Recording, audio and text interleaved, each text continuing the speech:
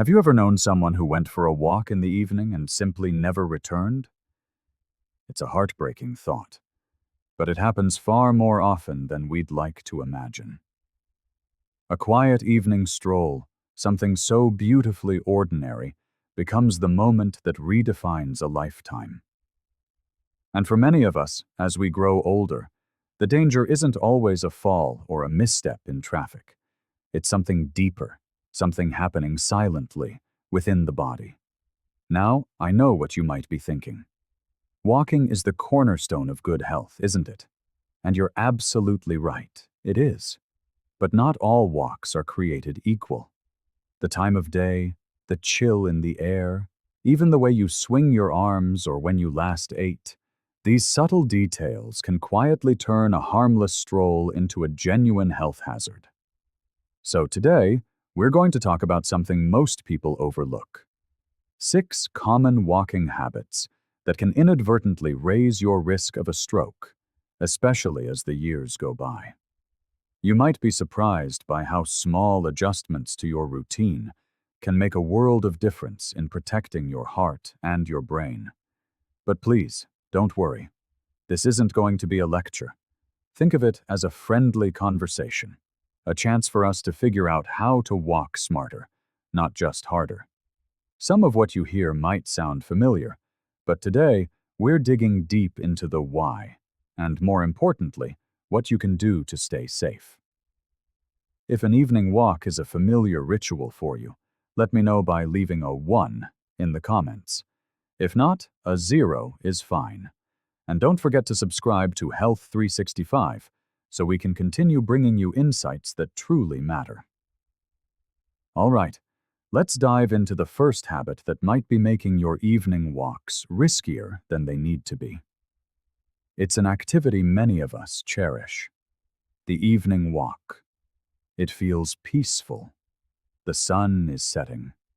The world seems to slow down. But here's a surprising truth. Not all evening walks are beneficial. In fact, walking too late at night, especially after 8 or 9 p.m., could be quietly elevating your stroke risk.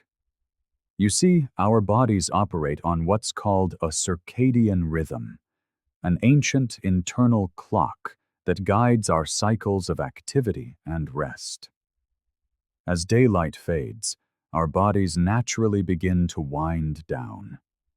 But when you head out for a walk late in the evening, particularly a brisk one that gets your heart pumping, you send mixed signals to your brain. Instead of preparing for slumber, your sympathetic nervous system, the one responsible for your fight or flight response, springs to life. Your heart beats faster, your blood pressure rises, and your body is flooded with the kind of urgent energy meant for survival, not rest. For older adults, this sudden, late-night stimulation can be a serious risk. Elevated nighttime blood pressure is one of the greatest hidden threats. Many strokes occur during sleep, and a sharp spike in pressure just before bed may be a key contributing factor. In fact, sleep specialists and cardiologists have noted that patients who exercise late at night often report poorer sleep quality and, in some cases, experience irregular heart rhythms. Think about it. Have you ever gone for a walk after dinner and then found it impossible to fall asleep? That restless feeling, maybe a faint pounding in your chest or waking up in a sweat, that could be your body telling you it's overstimulated. And it isn't just about sleep. When you walk late, especially after a large meal, your body is forced to do double duty, digesting food while also fueling your muscles. This divides the blood flow between your digestive system and your limbs, which can reduce the amount of oxygen reaching your brain. For some, especially those with a history of high blood pressure or heart conditions, this can tip the balance toward dizziness, lightheadedness, or even more serious events. So, what's the solution? Aim to take your walks earlier in the evening, ideally before sunset. Even better, Consider a gentle, calming walk in the early morning when the air is fresh and your body is naturally awakening. That way, you get all the benefits of movement without disrupting your body's innate rhythm. Now, let's talk about another walking habit that seems trivial, but could be silently compromising your brain's health. Have you ever noticed how your body feels when you're slouched over, staring down at the ground as you walk? It might seem like a small detail, but your posture could be quietly restricting the flow of oxygen to your brain. When we walk with our head tilted forward, shoulders hunched, and arms held stiffly, it's a betrayal of our body's brilliant design. Proper posture opens the chest, allows the lungs to fill with ease, and helps the heart to pump efficiently. But when we're bent over, even slightly, that natural, harmonious flow is interrupted. Less blood flow to the brain means less oxygen and fewer nutrients getting where they are needed most. For older adults, this can manifest as feeling lightheaded, off balance, or even faint. In some cases, if a person already has underlying vascular issues, it might increase the risk of a mini-stroke, what doctors call a transient ischemic attack, or TIA. It might only last a few minutes, but it is often a critical warning sign of something more serious on the horizon. In a study at the University of Tsukuba in Japan, researchers examined how posture affects cerebral blood flow during walking. They discovered that when people walked with a forward-leaning posture and limited arm movement, blood flow to the brain dropped significantly compared to those who walked upright with a natural, free-swinging stride. That's a profound difference, especially for seniors who may already be facing circulation challenges. Think about your last walk. Were your shoulders relaxed? Did your arms swing freely by your sides? Or were you clutching a phone, looking down, perhaps with your hands tucked in your pockets? It may seem insignificant, but a simple shift in how you carry yourself can do wonders for your circulation. The next time you head out, try this. Stand tall, roll your shoulders back, keep your gaze fixed on the horizon, and let your arms swing naturally. You'll not only feel more confident, but you'll also be helping your brain get the vital oxygen it needs to keep you sharp and steady. Now, let's explore a habit that almost everyone engages in without a second thought, and it has everything to do with what was just on your dinner plate. Walking right after a meal might seem like a sensible idea. Many believe it aids digestion or helps burn off a few calories. But here's the issue. If you hit the pavement before your body has had a chance to digest, you might be putting your brain at risk without even knowing it. After you eat, your body shifts its priorities. Blood rushes to your digestive system to break down food and absorb nutrients. This is why you might feel a little drowsy after a large meal. It's your body redirecting its energy inward. But when you start walking too soon, especially at a brisk pace, a conflict arises. Your muscles begin competing for that same precious blood flow. Your legs are pleading for more oxygen, while your stomach is insisting, "My work has just begun." And caught in the middle of this internal tug-of-war is your brain. When blood flow is split between digestion and physical activity, the amount of oxygen reaching your brain can plummet. This can lead to dizziness, blurred vision, or even nausea and confusion.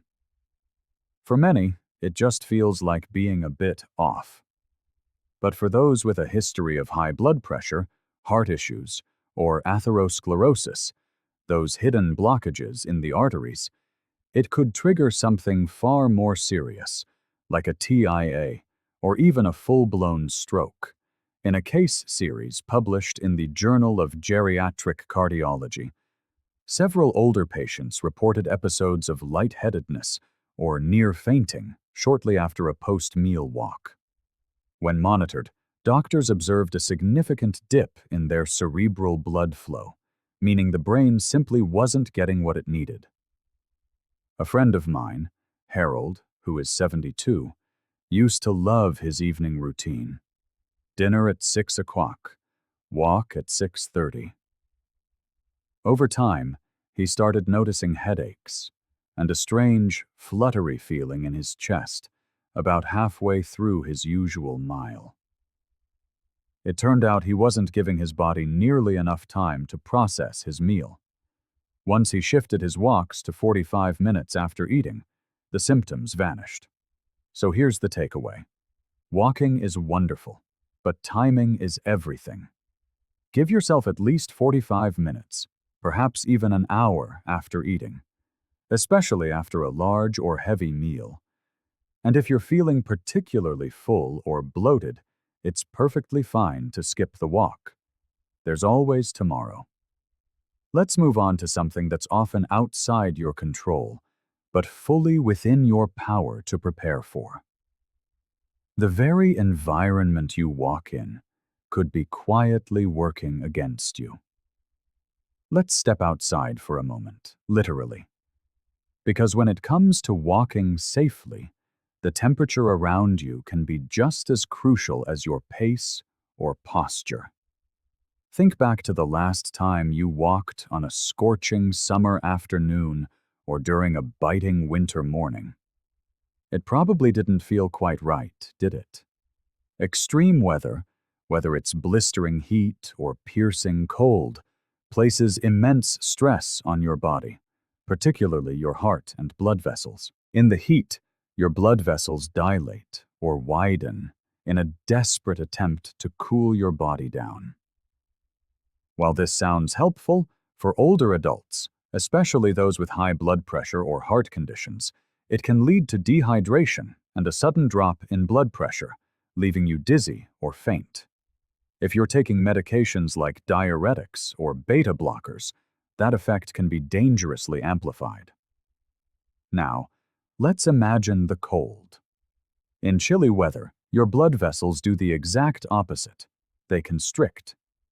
This tightening of your arteries can cause your blood pressure to spike suddenly, a risk that's magnified if you're walking uphill or into a strong wind. This abrupt pressure surge is particularly dangerous for people with narrowed arteries or a history of stroke. The American Heart Association has pointed out that stroke risk tends to rise during the colder months, partly due to these vascular reactions. A study published in their journal, Stroke, revealed that people over 65 are more likely to have strokes on days with large temperature swings. The body simply struggles to adjust, and the cardiovascular system bears the brunt of that struggle. I'm reminded of Mary, a 68-year-old retired teacher who walked every morning, rain or shine. One winter, she stepped out for her usual route on a crisp 40-degree day, thinking she'd be fine.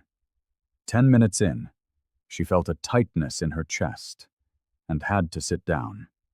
Luckily, a neighbor saw her and got help.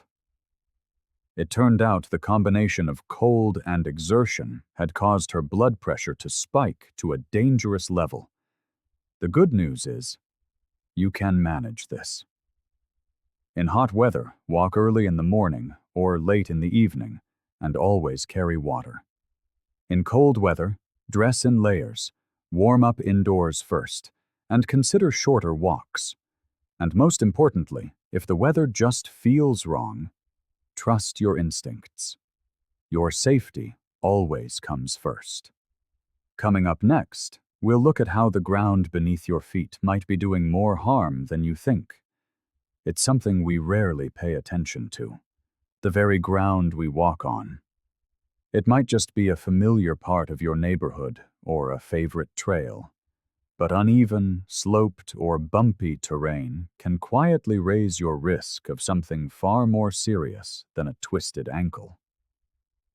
When you walk on hilly or rough surfaces, your body has to work much harder to maintain its balance. Your heart rate climbs faster, your breathing becomes more labored, and your leg muscles must engage more deeply to keep you steady. That extra exertion might feel like a great workout, but for seniors, especially those with high blood pressure or fragile blood vessels, it can turn risky in an instant. Here's why. Sudden, intense changes in physical effort can cause sharp spikes in blood pressure.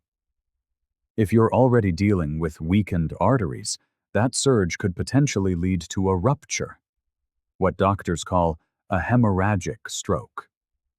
Even more concerning, if there's plaque buildup in your arteries, the extra physical demands could dislodge a piece of it, creating a clot that might travel to the brain and cause an ischemic stroke. Researchers from the University of California once studied older adults walking on different surfaces. They found that when participants walked uphill or on uneven ground, their systolic blood pressure increased significantly more than when they walked on a flat, even surface. That sudden rise may only last a few minutes, but for someone with vascular vulnerabilities, that's all it takes to trigger real danger. I remember Jim, a 74-year-old former contractor who loved hiking in the hills behind his house.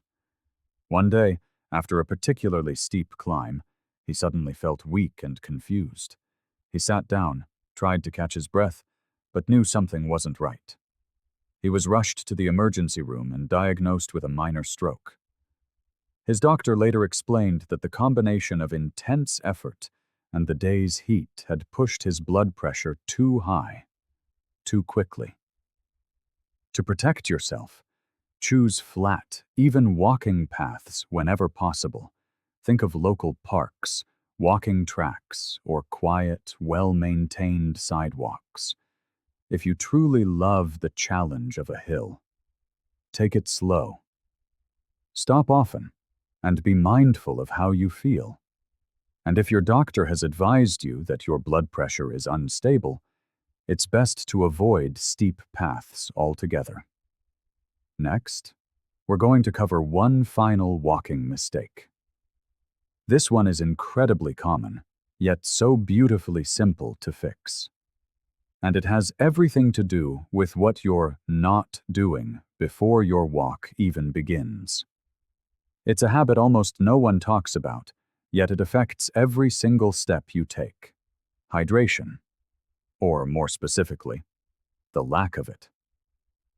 Walking while even slightly dehydrated can quietly set the stage for something far more serious than dry lips or fatigue. It can thicken your blood, raise your risk of clots, and even increase your chance of a stroke while you sleep.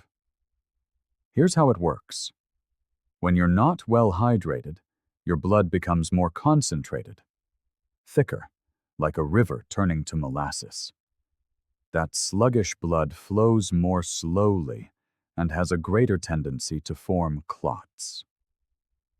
For an older person, especially someone with a history of high cholesterol or vascular disease, this can create a perfect storm. And the danger doesn't always strike during the walk itself. It often creeps in hours later, when your body is trying to rest and recover. Nighttime is when our bodies naturally slow down.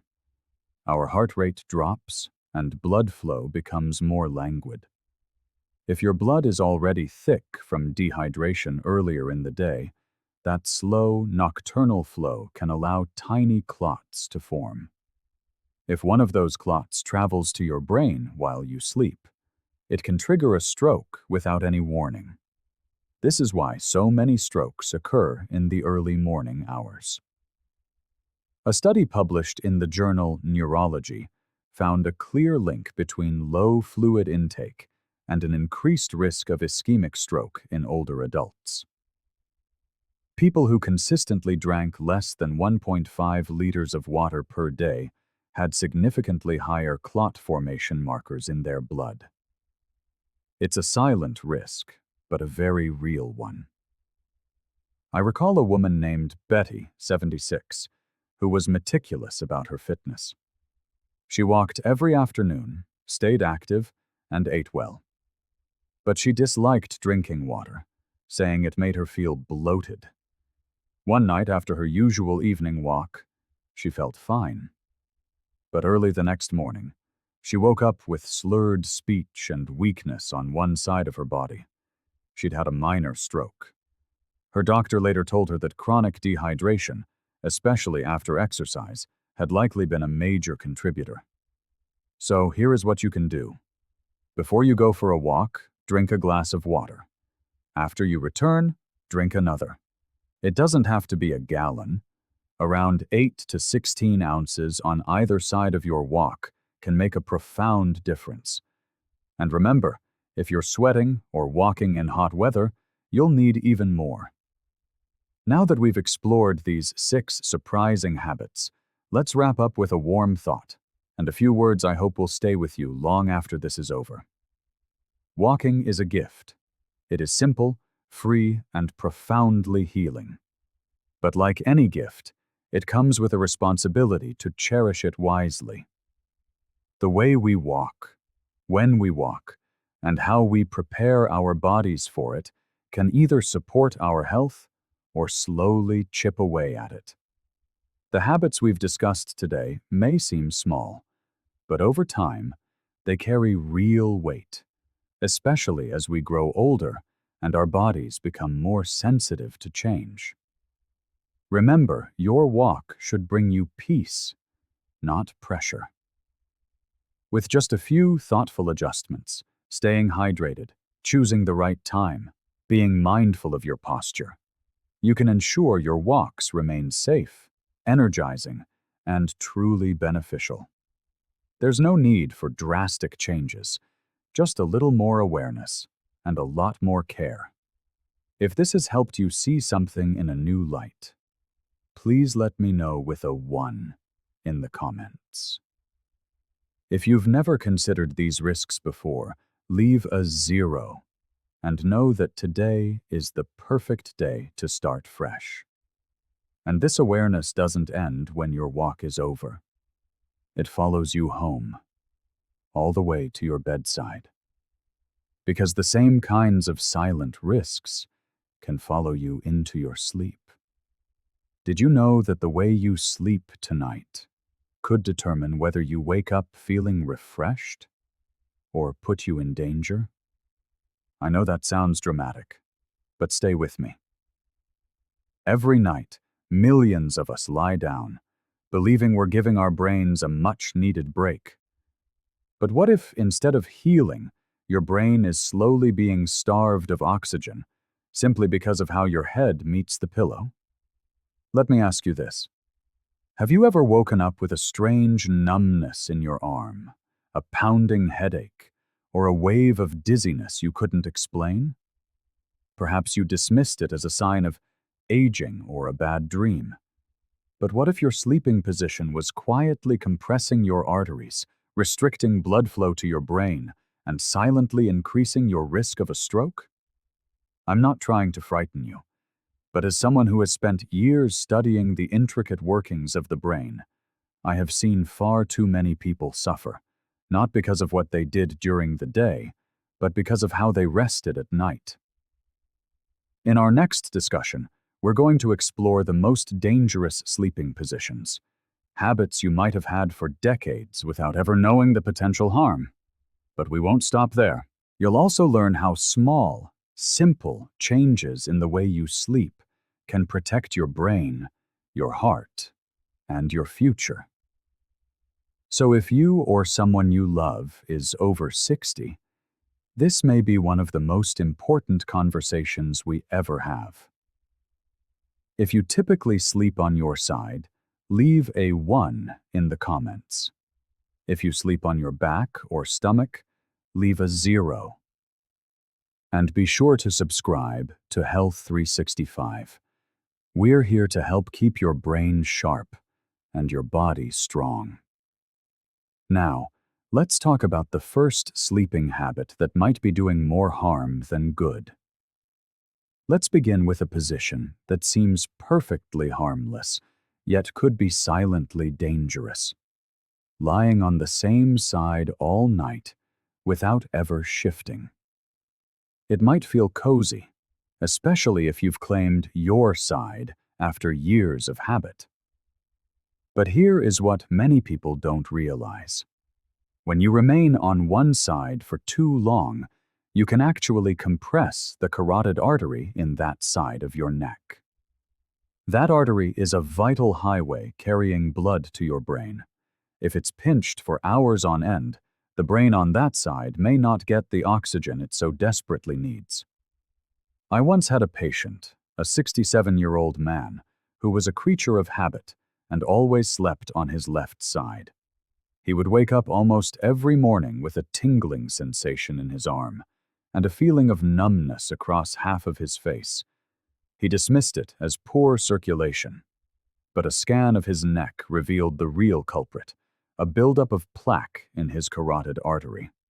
It was just enough to significantly reduce blood flow whenever he slept on that side.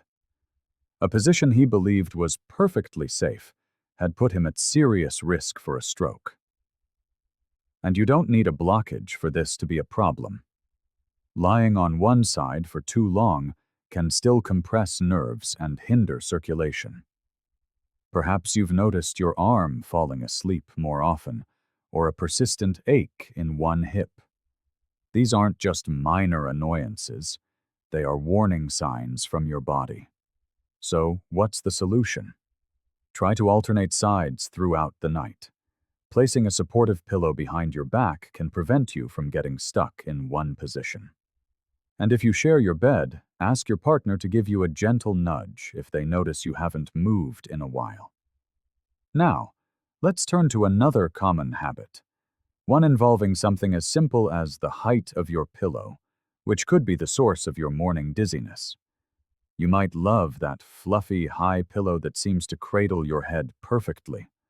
But if it's too high, it forces your neck into an unnatural bend, restricting blood flow to your brain. Specifically, it can compress the vertebral arteries, the vital channels that run through your spine to supply your brainstem. Imagine tilting your head forward for 7 or 8 hours straight, as if you were staring down at your phone all night. That's precisely what a high pillow does to your neck. The result? You wake up feeling dizzy, lightheaded, or shrouded in a persistent brain fog. One of my patients, a 72-year-old woman who adored her thick memory foam pillow, kept waking up with a spinning sensation. She was convinced it was vertigo. But when we swapped her pillow for a lower one, just enough to keep her head aligned with her spine, those dizzy mornings almost completely vanished. This risk is even greater if you have any narrowing in your neck arteries or cervical spine issues, conditions that become more common with age. The extra tilt from a high pillow puts immense stress on these already vulnerable areas. It's like kinking a garden hose. Water might still trickle through, but the flow is severely restricted. So what can you do? Aim for a pillow that supports the natural curve of your neck without forcing your chin down toward your chest. A good rule of thumb is to lie on your back and check if your nose is aligned with your sternum. If your chin is dipping down, your pillow is likely too high. All right, with pillow height addressed, let's turn to a sleeping position that many find comforting, yet few realize could be limiting the oxygen supply to their brain. Picture it, curled up in a tight ball, knees tucked to your chest, head bent forward. It feels safe, protective. This is the fetal position. While it may evoke a sense of warmth and security, it can severely restrict how much blood and oxygen your body, and especially your brain, receives during the night. When you curl up so tightly, you're compressing your chest cavity, leaving less room for your lungs to expand. This translates to less oxygen entering your bloodstream, and consequently, less reaching your brain. If you combine this with a pillow that's too high, you're delivering a double blow to your circulation. A 69-year-old woman I worked with always slept tightly curled on her side. She woke up every morning with numb fingers and bouts of dizziness. We explored everything: diet, hydration, but nothing changed until she adjusted her sleeping posture.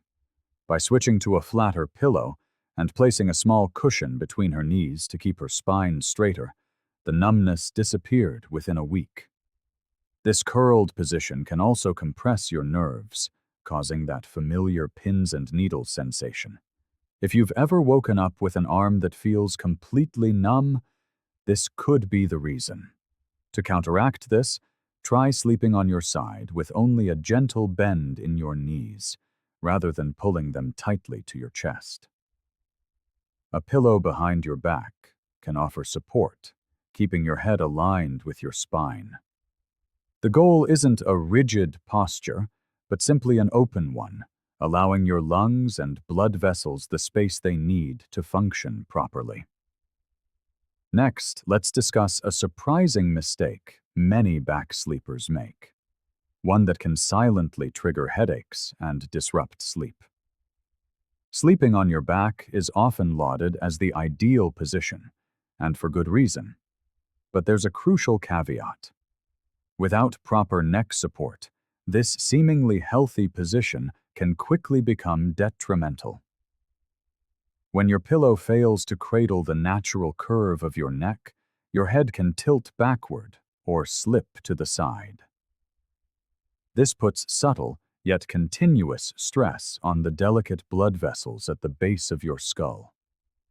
These vessels are critically important. They regulate blood flow to the parts of your brain responsible for balance, sleep, and coordination. When they are strained all night, the result can be headaches, dizziness, and frequent sleep disturbances. I've seen patients who were convinced they had insomnia, when in fact poor neck support was causing micro-awakenings throughout the night. One gentleman in his early 70s slept on his back with a flat, unsupportive pillow that let his head droop backward. He would wake up exhausted, complaining of a tight, painful sensation at the base of his skull. We simply switched him to a pillow designed for cervical support, and within days, his headaches subsided and his sleep quality improved dramatically. If you sleep on your back, assess how your head rests on your pillow. Seek out a contoured pillow that fills the curve of your neck, holding your head in a neutral alignment with your spine. This simple change can make an astonishing difference. Now, let's examine a position that poses a significant risk not only to your brain, but to your heart and lungs as well. Many people turn to it for comfort, believing it eases back pain, but sleeping on your stomach is one of the most hazardous positions for your overall health. To breathe, you must twist your head to one side, a position you then hold for hours. This prolonged twisting can compress a carotid artery, one of the two main pipelines carrying oxygenated blood to your brain. I had a patient in his mid-60s who was a dedicated stomach sleeper, convinced it helped his snoring. Over time, he began to experience chest tightness and brain fog in the mornings. A thorough evaluation revealed that his sleeping habit was straining both his neck and his respiratory system. This position also places direct pressure on your chest, making it more difficult for your lungs to fully expand. With less oxygen entering your bloodstream, less oxygen can reach your brain. For those who already have high blood pressure or arterial stiffness, this oxygen deficit can be particularly dangerous. If you find it impossible to sleep any other way, try placing a thin pillow under your hips to ease the strain, and use either no pillow or a very flat one for your head. Better still, make a concerted effort to train yourself to sleep on your side or back. Your brain and heart will be grateful for it. Next, let's uncover a habit that feels cozy on a cold night, but could be silently putting your brain at risk. Sleeping with your head completely under the blanket. It sounds harmless, even comforting. But when you pull the covers over your head, you create a mini greenhouse of stale air, trapping exhaled carbon dioxide and limiting your intake of fresh oxygen. This is precisely the environment your brain doesn't need while it's trying to rest and repair. I once consulted with a 70-year-old man who loved to hide under his blanket in winter. He claimed it helped him fall asleep faster, but he woke up groggy and sluggish every single morning. When we measured the air quality, it was clear. The CO2 levels were significantly higher beneath his covers. His brain was being forced to work harder on less oxygen. Low oxygen levels, or hypoxia, can thicken the blood and increase the risk of clots, especially when circulation naturally slows during sleep. To stay safe and warm, use layered blankets, but always keep your face exposed to fresh air. Your brain needs oxygen far more than it needs extra warmth. Now, let's look at something that feels relaxing, even luxurious. Falling asleep in a recliner chair. Whether it's a late-night movie or an afternoon nap, dozing off in that favorite seat can feel wonderful. But sleeping in a semi-sitting position night after night can quietly increase your risk of dangerous blood clots, especially if you're over 60.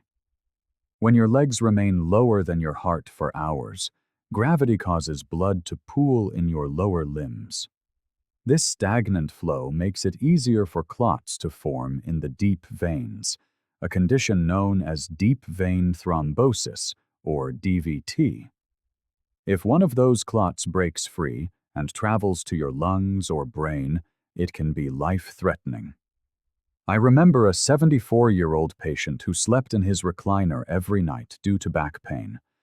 After a few months, he developed swelling in his left leg and shortness of breath.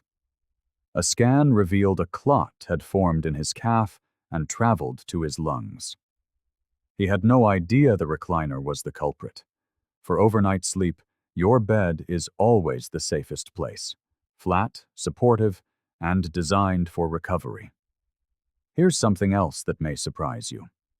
Not all side sleeping is created equal. While sleeping on your left side offers certain benefits, consistently sleeping on your right side might be more harmful than you realize. Your body's internal anatomy isn't symmetrical, and lying on your right side for long periods can increase pressure on the inferior vena cava, the large vein returning blood to your heart. This pressure can slightly reduce overall circulation. More concerning, however, is what happens inside your head.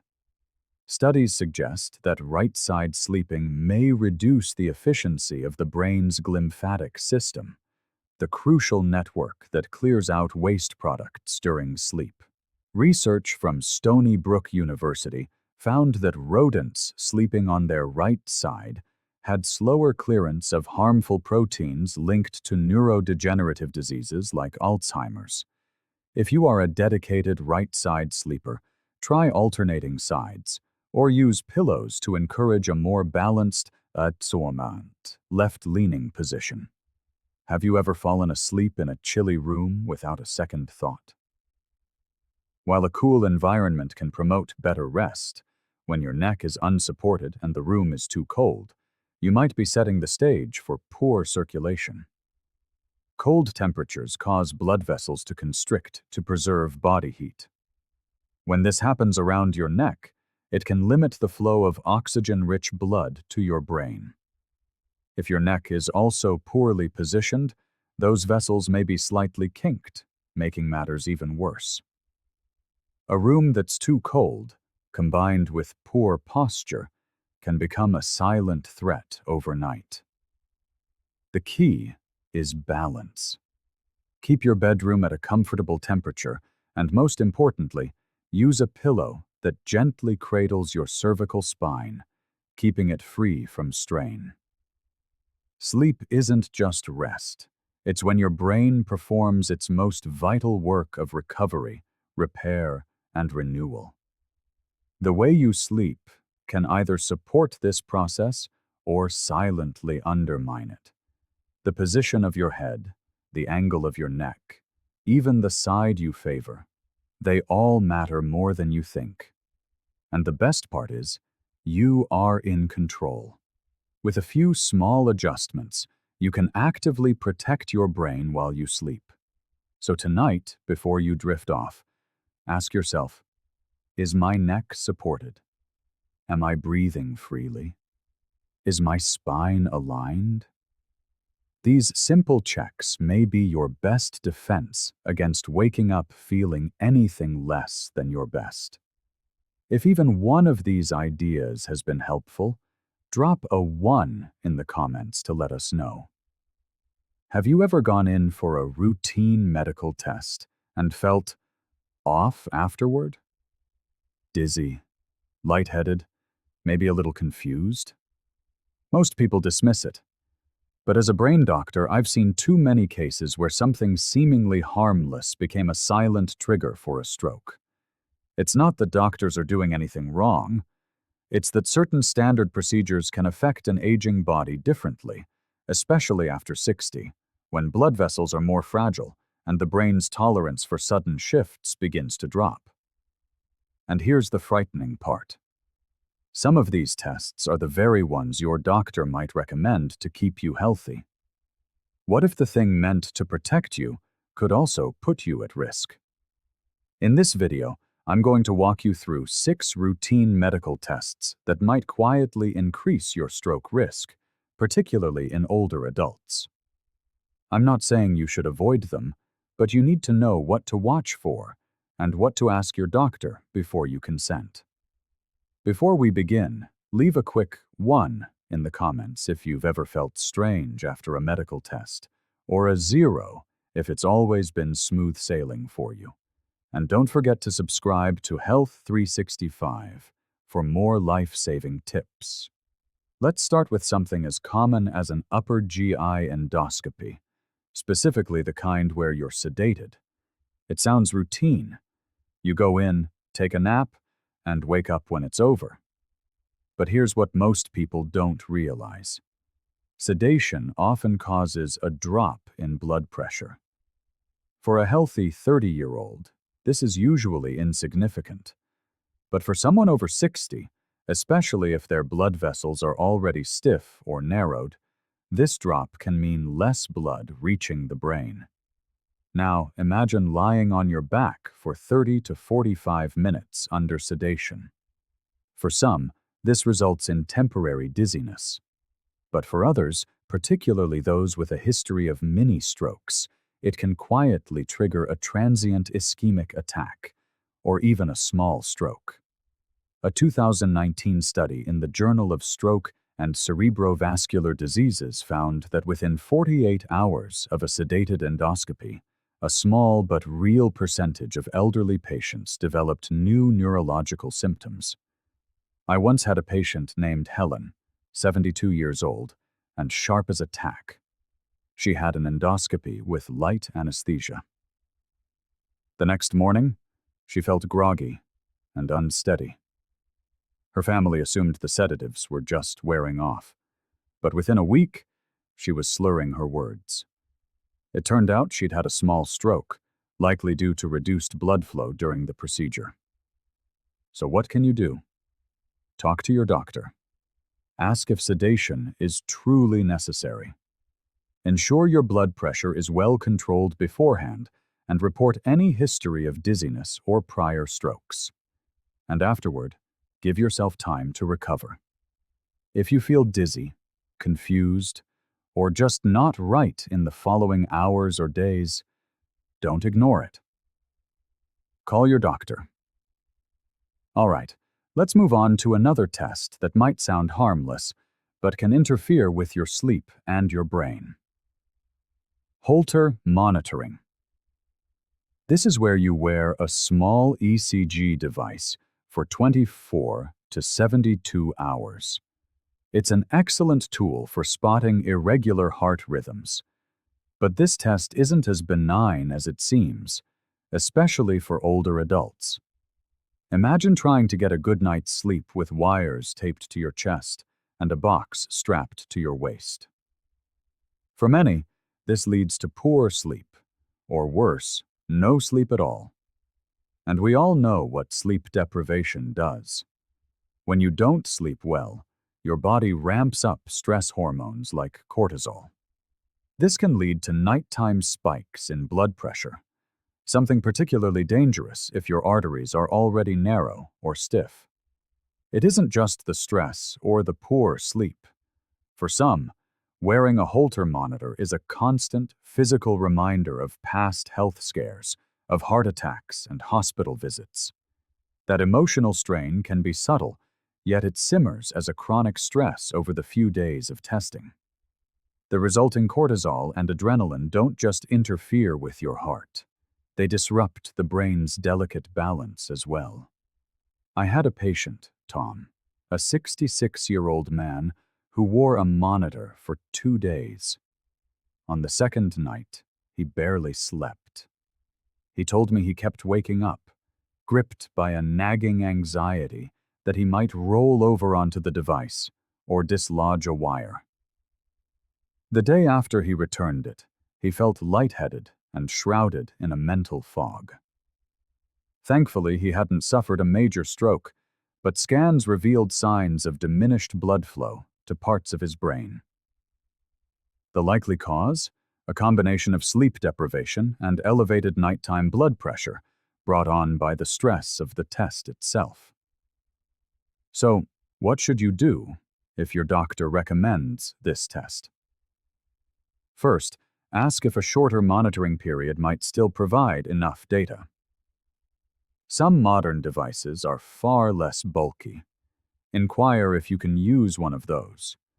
And if you know you have trouble sleeping with anything on your body, be sure to let your doctor know.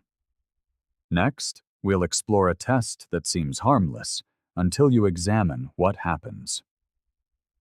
After it's done, let's move on to something even more routine. A bone density scan, also known as a DXA scan. It's quick and painless, with no sedation involved. You simply lie on a table for a few minutes while a machine measures your bone strength. It sounds perfectly safe, right? And in most cases, it is. The scan itself poses little risk, but it's what often comes next that can quietly set off alarm bells. After a DXA scan, it's common for older adults to be told they have osteopenia or early-stage osteoporosis. And what's the first piece of advice many receive? Start taking calcium supplements, sometimes in very high doses, 1,200 to 1,500 milligrams a day. Add some vitamin D and perhaps a bisphosphonate prescription, and you have a full bone-strengthening regimen. But here's the issue. When calcium builds up too quickly in your bloodstream, it can thicken your blood and increase your risk of forming tiny clots. This doesn't mean calcium is bad. Your bones need it.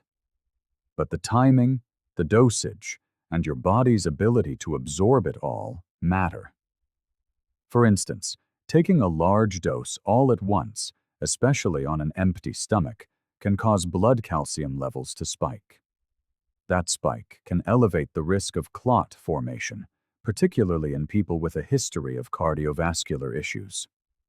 I once met Linda, a 70-year-old woman whose DXA results showed bone thinning. She immediately started a high-calcium regimen, 2 pills every morning before breakfast. Within a month, she began feeling a tightness in her chest and numbness in her hand. A CT scan later revealed she'd had a small stroke. Her blood calcium levels were well above normal, and her doctors traced the cause back to the supplements. So here's what you can do. Never start any supplement without first checking your blood calcium levels. Ask your doctor if obtaining calcium from dietary sources might be a better option than pills. And above all, stay hydrated, as thicker blood heightens stroke risk. If you have any history of heart or blood vessel problems, mention it before starting any new bone treatments. All right, let's look at another common procedure. This one involves sedation, like our first example, but carries an even greater risk for some people. A colonoscopy is a screening nearly every older adult is encouraged to get. And while screening for colon cancer is undeniably important, there's a factor most people don't consider. The sedatives used can have a surprisingly powerful effect on your blood vessels, especially if they're already fragile. You see, sedatives like propofol or midazolam don't just relax your body, they relax your blood vessels too.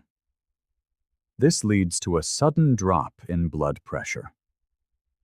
Now, if your brain is accustomed to functioning at a certain pressure, this sudden dip can momentarily reduce the flow of oxygen and nutrients to your brain cells.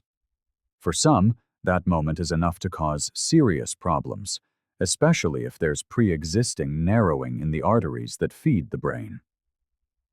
A 2021 review in the Journal of Geriatric Medicine found that older adults who received moderate sedation for procedures like colonoscopies had an increased risk of post-procedure dizziness and brief neurological symptoms. In a few rare cases, patients suffered full-blown strokes within 24 to 72 hours. The culprit was often a sharp, short-term drop in blood flow to the brain during sedation. I remember a man named George.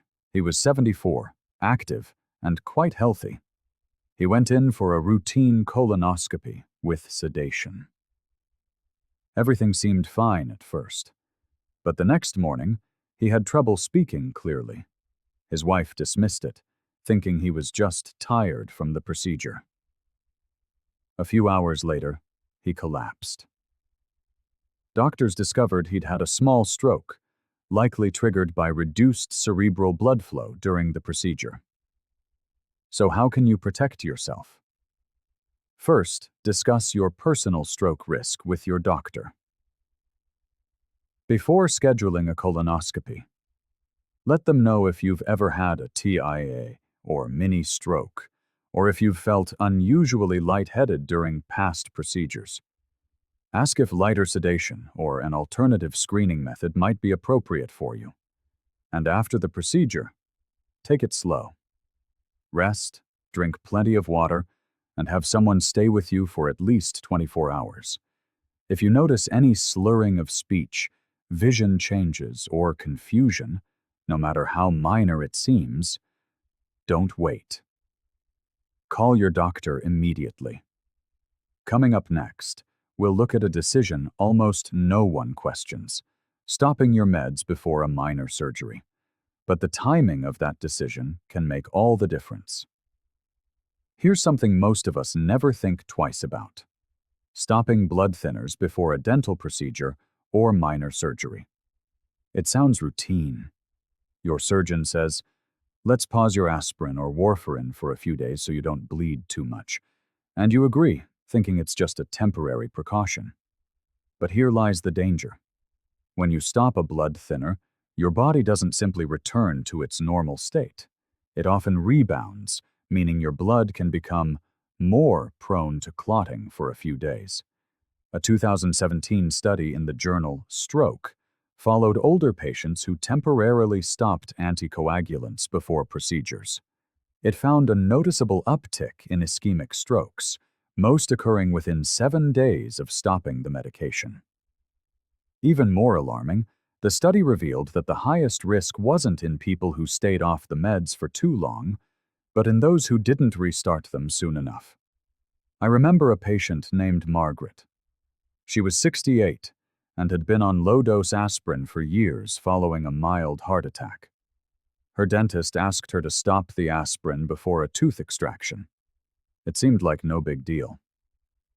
She skipped it for 3 days before and 3 days after. But that 6-day pause was enough.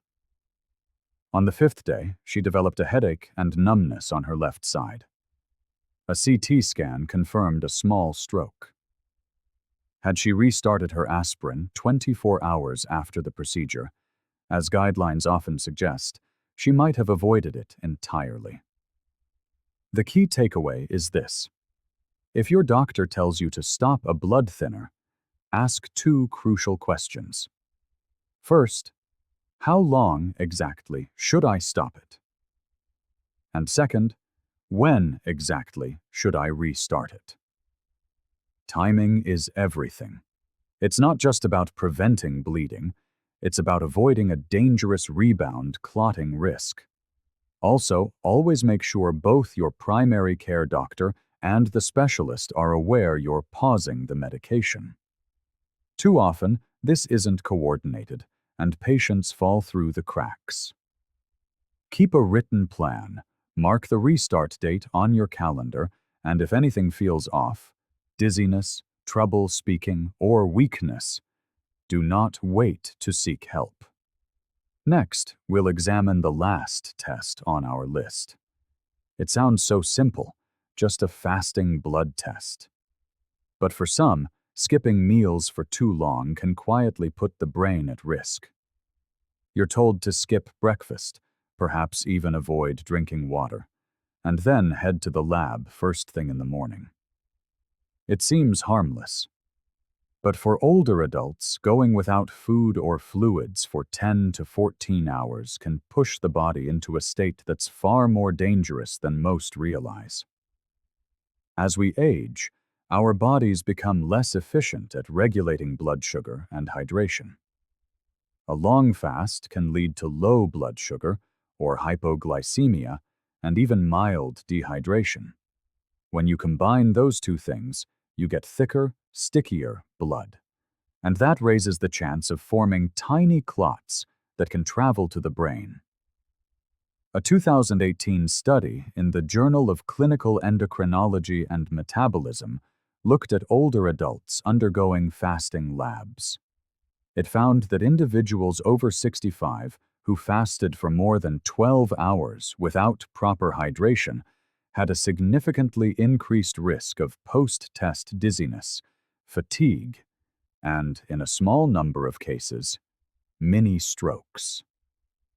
The common thread was a combination of mild dehydration, low blood sugar, and pre-existing vascular issues. I had a patient named Samuel, 73, who went for his annual labs. He skipped breakfast, didn't drink any water that morning, and had his blood drawn around 10 a.m. While driving home, he started to feel woozy and then completely blacked out at a stoplight. Fortunately, he didn't cause an accident, but scans later revealed a transient ischemic attack, a serious warning sign that a major stroke could be next. So, what should you do? First, ask your doctor if fasting is truly necessary. Many modern labs can now get accurate results without a full fast, especially for cholesterol and glucose. If you do have to fast, drink water, plenty of it. Staying hydrated keeps your blood thinner and reduces clot risk. And schedule your test as early in the morning as possible so you're not running on empty for too long. After your test, don't rush into errands. Bring a snack with you, something with protein and a little sugar, and eat it right after the blood draw. Sit down for a few minutes, drink more water, and give your body a chance to stabilize.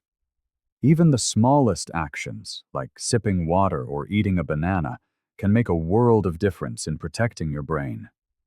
Because after 60, your body isn't just reacting to the test, it's reacting to everything that leads up to it. Now that we've gone through these silent risks, let's talk about how you can stay safer and more aware. Just because a test is routine doesn't mean it's risk-free, especially as we get older. Your body at 65 is not the same as it was at 35. Even small changes, a skipped meal, a sedative, a paused medication, can have ripple effects on your brain and heart. But here's the good news. When you're aware of the risks, you can take steps to protect yourself. You can ask better questions, plan for a safer recovery, and ensure you're making informed choices, not just following orders. That isn't fear. It's wisdom. If you've ever felt off after a medical test, don't just brush it aside. Speak up. And if you learned something valuable today, please share this with a friend or a loved one. It could help them too. Thank you for caring about your health. Keep asking questions, keep learning, and take good care.